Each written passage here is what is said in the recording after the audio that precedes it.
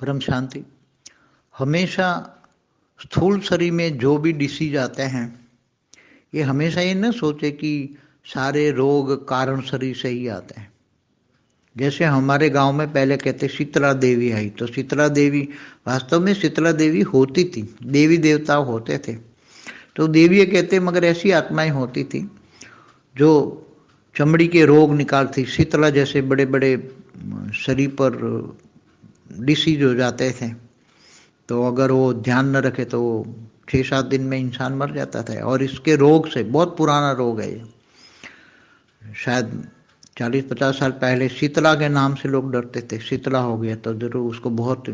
और इसी टाइम पर 40-50 साल पहले शीतला के रोग के जो होते थे मरीज, वो देवी के नाम से, देवी का प्रकोप हुआ है। तो वास्तव में पहले देवी के प्रकोप को मानते थे। सारे गांव के आसपास दूध की धारा लगाते थे ताकि किसी देवी देवताओं का प्रकोप ना हो जाए। देवी देवताओं को मंदिर बना के उनके उत्सव करते थे, इनके होम हवन करते थे, तो देवी देवताओं को शांत रखते थे। तो पहले जब देवी देवताओं को शांत रखते थे, 5 तत्व वनस्पति को भी सुख शांति देते थे, होम हवन करते थे, तो वायुमंडल भी ठीक था। आज से 50 साल पहले देखो, 50-60 साल पहले वायुमंडल भी ठीक था, श्वास हवा भी अच्छी थी। ये लोग सूक्ष्म देवी देवता, जो अपनी देवी देवता उनको कुल देवी हो कोई भी हो, उनको खुश रखते थे। तो नेगेटिव आत्माएं उनकी जो गांव में प्रवेश करके नेगेटिव आत्माएं परेशान नहीं कर सकती थी।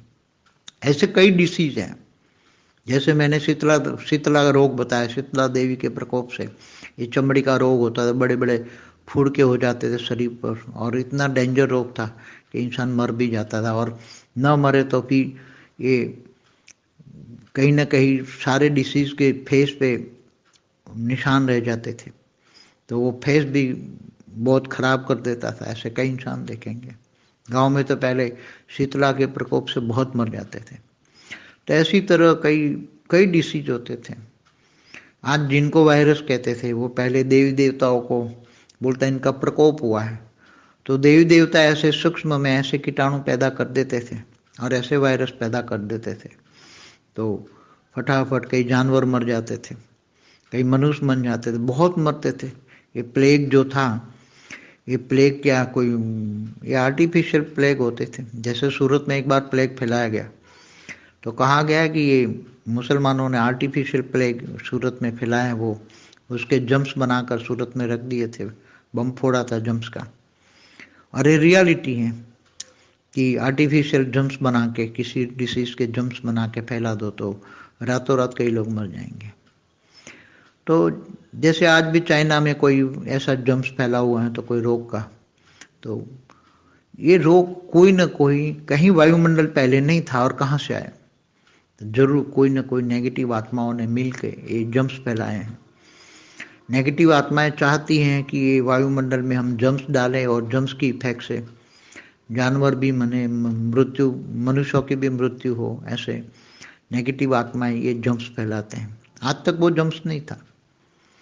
तो ऐसे कई रोग हैं। पहले एक साथ में इतने लोग मर जाते थे कि गांव के गांव खाली हो जाते थे। पहले बहुत पुराने ज़माने में ऐसे डिसीज हो जाते थे कि बहुत गांव के गांव खाली हो जाते थे, कोई बचाने वाला भी नहीं मिलता था। ऐसे डिसीज होते थे। तो कहाँ से आए? वायुमंडल में पहले तो नहीं थे, अचानक कहाँ से आए? अचानक आ गया तो मतलब किसी ने पैदा किया है। तो किसने पैदा किया? क्या भगवान ने तो ऐसा रोग नहीं किया। भगवान तो धरती को डिस्टर्ब नहीं करते। शिव परमात्मा तो परमधाम में बैठा है, विष्णु भी अपनी विष्णुपुरी में बैठा है, ब्रह्मा ब्रह्मापुरी में बैठे हैं, शंकर पार्वती हिमालय में बैठे हैं। इन्होंने तो ऐसे रोग नहीं बनाए, देवी देवताओं ने भी नहीं बनाए। नेगेटिव, जरूर नेगेटिव आत्माओं ने ऐसा कार्य किया है, क्योंकि उसकी इच्छाएं नहीं पूरी करते हैं। कई आत्माएं प्रवेश करके पहले बोलती थी कि हमारा गांव में ये करो, गांव में ये करो। कई आत्माएं ऐसी होती हैं जो ग्रुप में रहती हैं, नेगेटिव आत्माएं, और गांव के लिए होम हवन कराती थी, ये कराती थी। गांव वाले इसलिए मानते थे, गांव वाले इसलिए देवी, भले तो कहते देवी देवता, देवी आई है, देवी है, मगर जो अंदर प्रवेश करके जो बोलती थी तो वो उसको एक हिसाब से करते थे, डरते थे, क्योंकि इनको पता है अगर हम ये मानेंगे नहीं, देवी जो प्रवेश करके बोल रही इनको नहीं मानेंगे तो गांव को नुकसान करेंगे। ये पहले होता था, आज भी सूक्ष्म जगत में हो रहा है, मगर थोड़ा थोड़ा साइंस डेवलप हो रहा है, इसलिए जो थोड़ा थोड़ा कुछ लोग बुद्धि से डेवलप हो, और जो नेगेटिव आत्मा है इनकी भी एनर्जी धीरे धीरे कम होती जा रही है और पॉजिटिविटी धीरे धीरे अब बढ़ रही है। अब धीरे धीरे पॉजिटिव की ओर लोग जाएंगे। परम शांति।